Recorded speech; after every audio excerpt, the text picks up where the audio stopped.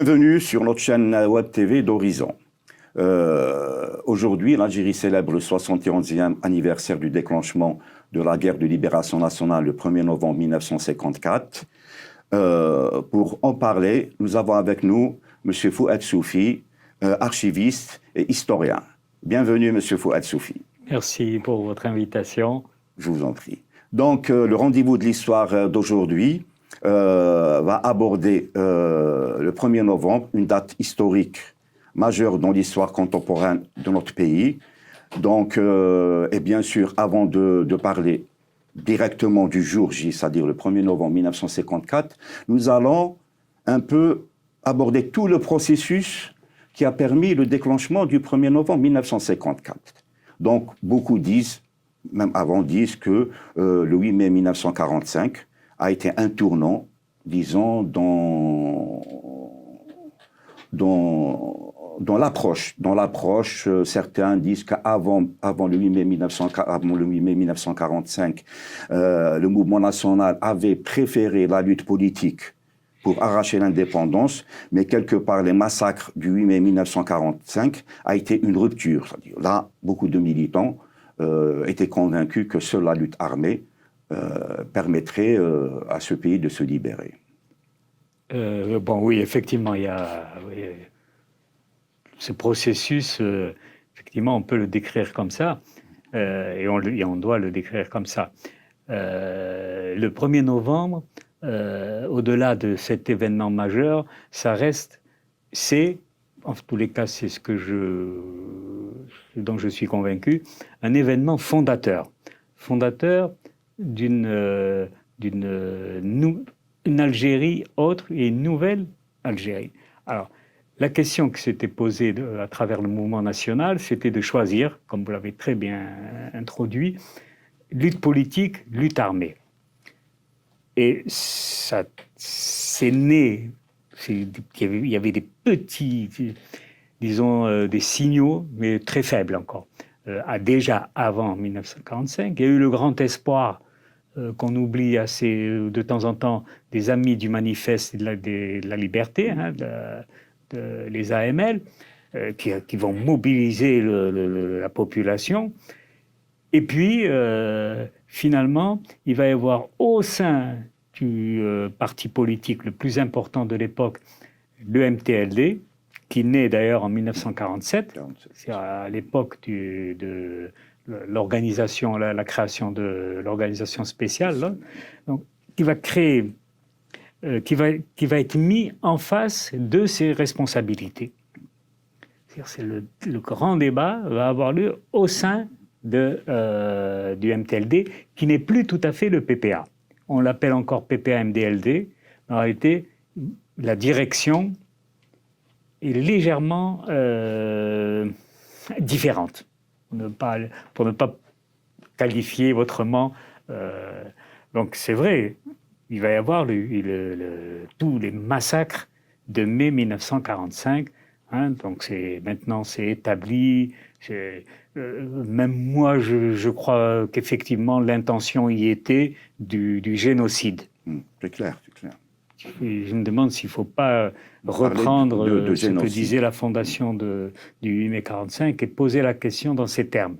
Bon, alors, effectivement, c'est difficile parce qu'il n'y a pas eu d'exemple en dehors de ce triangle, oui, on peut dire un triangle, Guelmach, Rata, Sétif. Hein? Mais il faut inscrire cela aussi dans ce que j'appelle cela, le processus qui mène vers le choix de la lutte armée. Il s'inscrit dans tout ce qui s'est passé dans le monde après 1945, après la défaite de l'Allemagne nazie, après la défaite du Japon. Donc, ce mouvement, ces peuples aspiraient à la liberté. Qui aspiraient à la liberté et à la libération. Et la réponse des systèmes coloniaux français a été violente. A été une violence inouïe à Madagascar, au Vietnam. Et ça va continuer chez nous, ici. Donc la défaite de Dien Bien Phu a joué aussi un grand rôle. Ça veut dire que finalement, On a de peut-être pas tort. l'effondrement du système colonial français. Mais ça va, les événements du 8 mai 45 vont inhiber au moins deux tendances du mouvement national, c'est-à-dire l'UDMA de Farhat Abbas et le Jemaat Ulama. Pour eux, non, la lutte armée n'est pas possible. La différence, c'est vrai, faut le reconnaître, c'est vrai. C'est pas avec un pistolet et 2 balles qu'on va. On va revenir le 1er novembre où les moyens étaient vraiment dérisoires. Pour lancer. Il faut pas. Je parle des moyens militaires. Il y avait des partis politiques qui estimaient que non. C'était difficile. D'autres tendances disaient oui, on est d'accord, mais on n'est pas prêt. Et un groupe a osé. Et en réalité, on revient en arrière. Réalité, un groupe va, osé. Comme vous très bien dit, va oser. Et ils sont minoritaires. Ils vont effectivement, pour aller très vite, prendre langue avec les centralistes, mais ça ne va pas durer. Et on va revenir. C'est-à-dire juste après le 8 mai 45, la pression surtout des jeunes sur le parti de Messaï El-Hadj, c'est-à-dire le MTLD, PPA à l'époque, donc a obligé la direction du parti d'autoriser la création d'une organisation spéciale. Ça, c'est vraiment, c'est le passage, la préparation du passage à l'acte. Donc, la création de l'OS en 1900... après le congrès et l'11e congrès, est vraiment un tournant. C'est-à-dire, quelque part, la direction politique était obligée... Et tout est là, en réalité. Tout est là. Est-ce un tournant tactique ou est-ce qu'au niveau de la direction, il y avait cette confusion, il y avait cette volonté? Eh bien, je crois que les premiers travaux montrent qu'en fait, le mouvement réformiste va tenir le Congrès. C'est le mouvement réformiste. Et le mouvement réformiste, ce sont les centralistes. C'est le 11e congrès. Ou le deuxième. Le deuxième congrès. Oui, c'est juste le deuxième. Et en fait, il y a un mouvement réformiste au sein, et c'est normal, parce qu'il y a une nouvelle,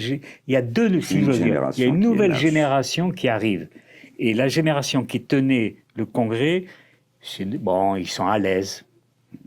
Pharmaciens, médecins... Une classe qui n'aime pas trop déranger. Ce qu'on appelle la petite bourgeoisie de l'époque. La petite bourgeoisie, mais très cultivée. Hein. Ils savent ce qu'ils disent. Ils ont joué un grand rôle aussi. C'est des gens extraordinaires. Il ne faut pas non plus... Attention, il ne faut pas les... Attention, ce sont des politiciens, mais ils ne sont pas contre les jeunes, mais ils ne leur font pas confiance.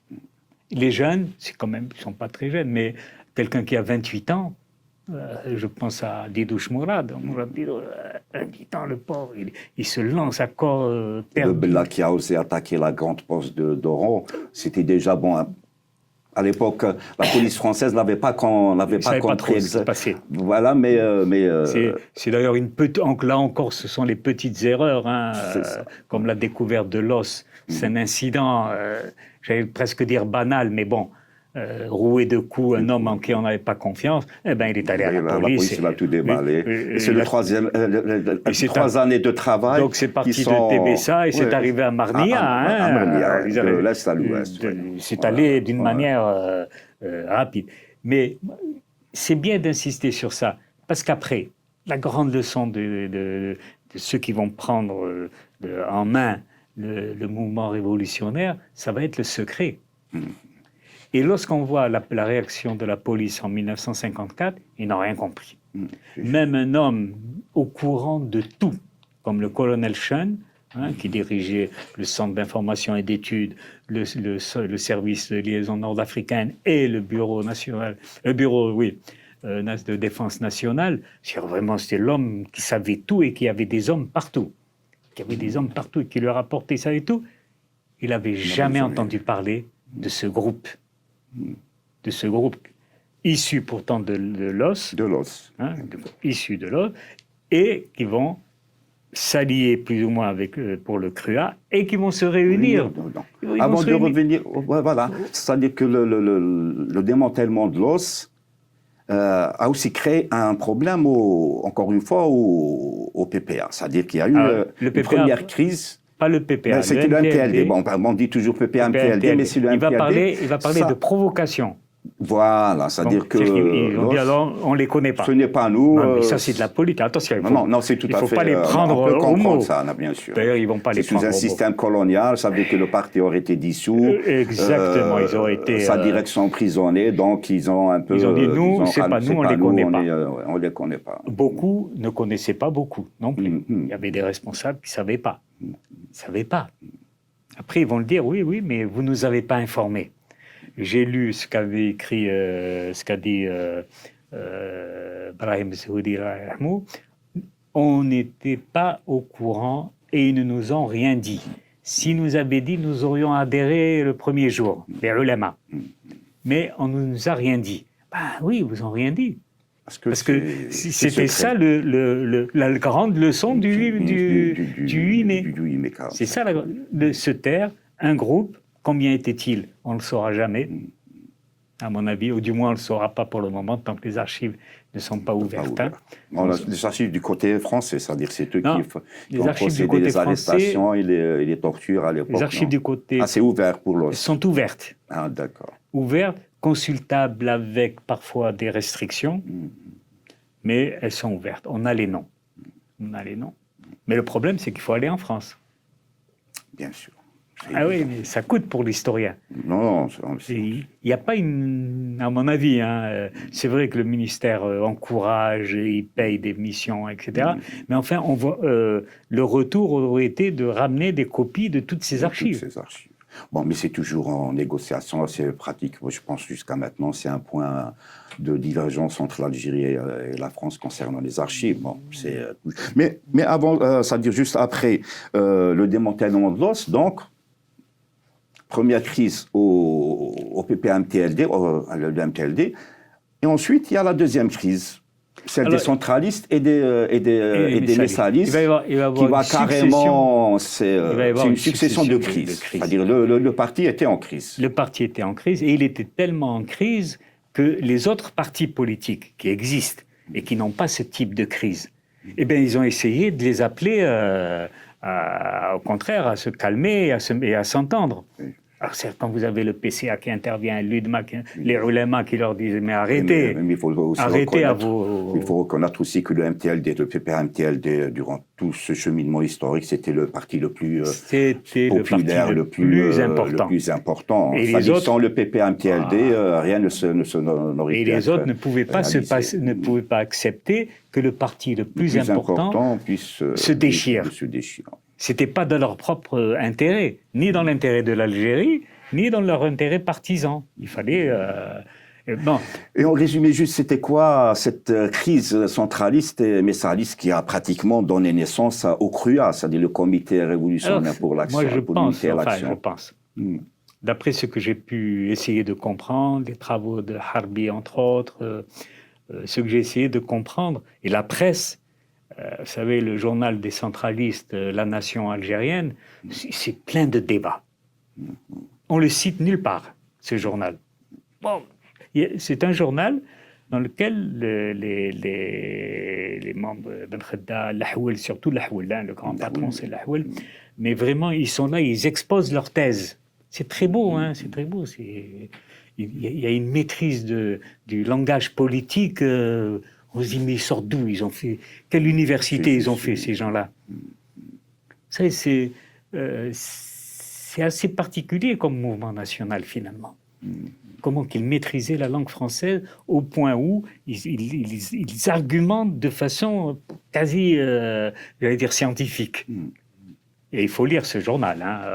On aimerait bien, sincèrement, si vraiment ce genre d'archives...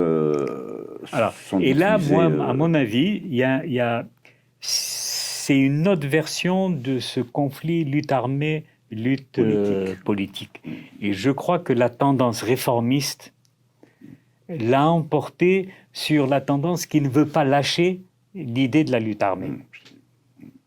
Je pense que c'est là, mais de toutes les façons, le problème sera réglé par la troisième tendance. C'est ça, elle va devenir minoritaire. C'est, si je ne me trompe pas, le 23 mars 1954, à la Casbah d'Alger, naissance du CRUA, le comité révolutionnaire pour l'unité et l'action. Alors là, il ne faut pas qu'on Là, je ne sais pas, peut-être c'est l'ancêtre du FLN. Pas tout à fait, non. Voilà, pour moi, non. On voulait un peu. En fait, c'est toujours dans l'idée, parce que les deux mots les plus importants, c'est l'unité et l'action. Ce sont les deux mots capitaux dans cette affaire. C'est-à-dire que les neutralistes ou les activistes, Boudiaf et Ben Boulaïd, vont négocier avec deux représentants des centralistes, Dakhli et Bouchbouba, qui sont quand même des cadres. Hein. Voilà, qui sont quand même des cadres. Et ils vont se mettre d'accord pour créer ce comité.